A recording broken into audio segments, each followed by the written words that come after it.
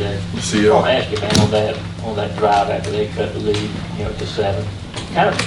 I guess first of all, just what was it like in the huddle with Carson right before y'all began that drive? Did that 3rd and 10 you converted, and just kind of take me through all that drive, just kind of the mindset, what it was like in the huddle, what it was like on the field. Yeah, I mean, it was just one of those moments. Like, I've said it before. Carson's very poised, very confident, and just kind of gives you a little reminder, as we go out there, like we're getting points. That's our mindset every time we walk on the field is to go get points. And I think intent was a big thing that we talked about before the game, and that was just kind of, the point that he made was just like we got to be intentional, at all times, and just go get points.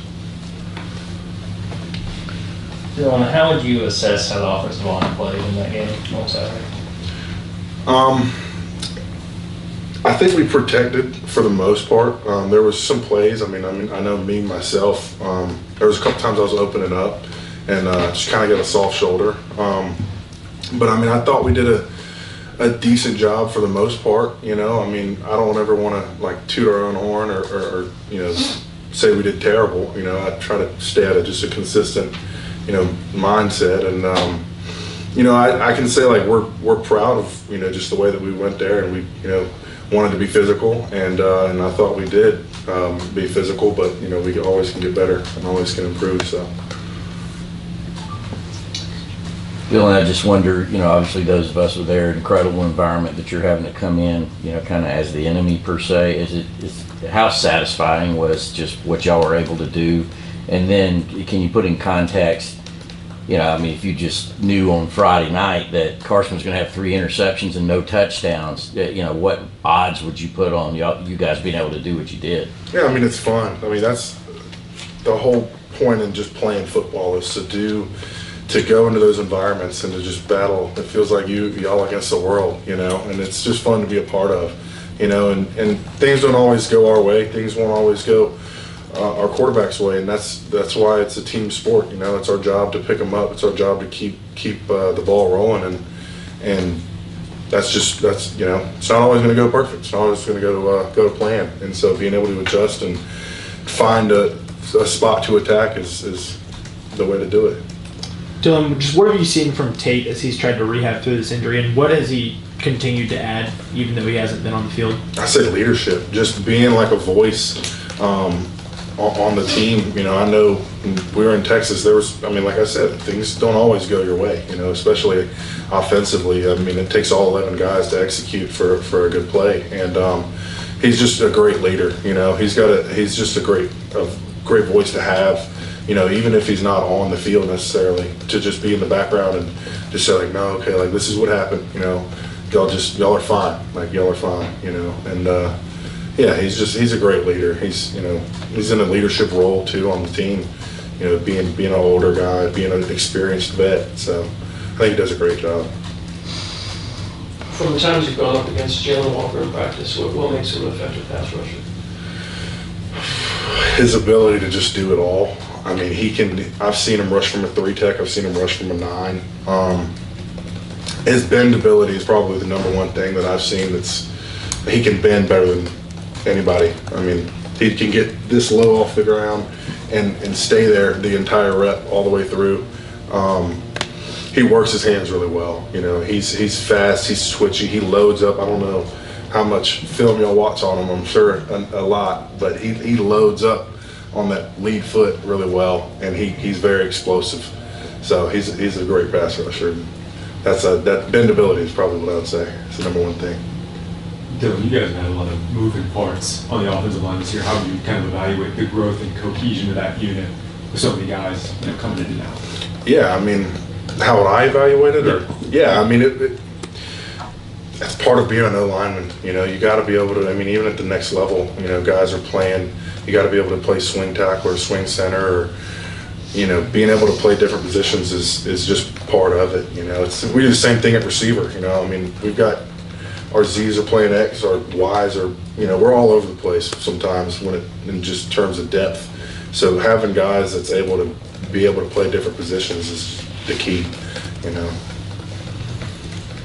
Yeah, Jared, first game back at center after missing the last two. How would you assess how he played in Texas, especially in terms of communicating calls in a hostile environment like that? Yeah, I mean, I didn't feel like, in terms of communication, like we didn't skip a beat. I got every call. Ernest got every call from what I, was aware of. Yeah, he did a great job of just communicating and being first time back out in a couple of weeks. I mean, there really wasn't any hiccups from the communication standpoint that I saw or I experienced. The things that y'all worked on last bye week, how would you say that y'all have done in implementing those, and what would you say are the type of things that y'all are working on trying to improve on this bye week? Yeah, I think we always try to improve on ourselves first. I think that's the number one thing that we look into when we get an opportunity like a bye week. We'll take a little piece from every team that we're going to see in the future and work on them if that's just one period a day throughout the week. And we really try to focus on us and just getting better and improving. We all got cards that we have to improve on, just 2-3 little things that everybody can get better at. So just getting better internally. That running back room has taken some hits in recent weeks. What did you see from that group on Saturday and what they provided to the offense? Yeah, I mean, they played great. I'm super, super proud of just being able to get it in the end zone, even though sometimes it might take 2 or 3 times, and that's football. It's not always going to go perfect the first time, and being able to just stay resilient and keep running it is great. And I love to see it. As an O-lineman, it's fun to do. It's fun to see. It's fun to watch. So just to watch great backs do their thing is awesome. How does Micah enjoy being that fullback in some of those plays there on the goal line? I think he takes a lot of pride in it. Yeah. He does. I mean, I know he. I don't know. I know he's joking. He calls himself the best fullback in America, but I know he's joking. But he does. He really does take a lot of pride in it, and it's fun. It's fun to do. It's fun to see Mikey get back there and pull with him. So you asked Coach Bovell to give you a chance of doing that yourself? I'm number 2. Okay. We're going to keep Micah back there for number 1. Okay. Kirby said that Chris Cole is one of the guys that's made the biggest jump on this team. Just what have you seen from him as a freshman linebacker? Yeah, I was watching him today do some one-on-one reps. They were covering some of our running backs, and he's just a great athlete. I think he's super fast, and he tries really hard in practice. I mean, it's hard for me to watch a lot of the time, but from what I have seen from him, I mean, he works super hard. He's very disciplined. For being a young guy, he doesn't really seem like a young guy when he walks around the building and when he does things. He's more disciplined than the average freshman, is what I would say, and he does attack everything, Saw Damon Wilson make some plays on Saturday. Just what have you seen from him throughout this year and the progress he's made in the second year here?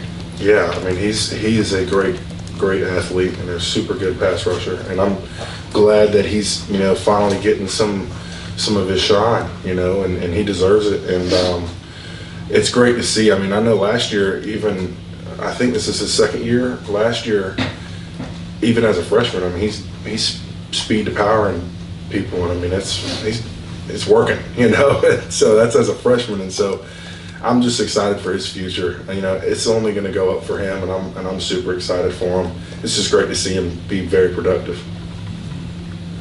Dylan, another pass rush question. How big was it to have Micah Williams get his first 2 sacks of the season on Saturday, and how much does he change this defense when he's fully healthy? Yeah, it was awesome. I was just talking to him about it. It was great to see kind of all the pieces kind of start to be put together, in the puzzle. And, when you've got guys like Damon, Jalen Walker, Michael, Ty, great pass rushers, one, it provides depth, and 2, you've got packages that are, they're hard to stop. I mean, I know for me, as a lineman, having to go from Damon to Michael to Jalen Walker, it can be frustrating,